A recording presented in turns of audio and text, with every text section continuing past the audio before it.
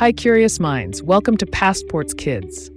Have you ever dreamed of walking on the moon? Well, Neil Armstrong actually did it. Let's find out how this space-loving kid became the first human to step on the moon. Neil Armstrong was born on August 5, 1930, in Wapakoneta, Ohio. He loved planes from the time he was little. As a child, Neil built model airplanes out of cardboard and dreamed of flying high in the sky. At just 6 years old, he had his very first airplane ride, and he was hooked. By age 15, Neil had his student pilot's license before he even had a driver's license. He became a U.S. Navy pilot and flew fighter jets during the Korean War.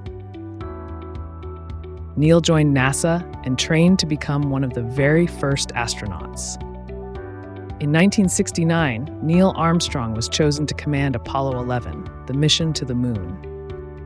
On July 16, 1969, Apollo 11 blasted off from Earth on a rocket as tall as a skyscraper. On July 20, 1969, Neil carefully guided the lunar module to land on the moon. Neil stepped onto the moon and said the famous words, "That's one small step for man, one giant leap for mankind."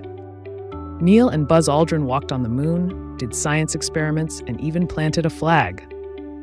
After 8 days in space, the Apollo 11 team safely returned to Earth. The whole world cheered. Even though he was super famous, Neil liked to live quietly, teaching and inspiring others.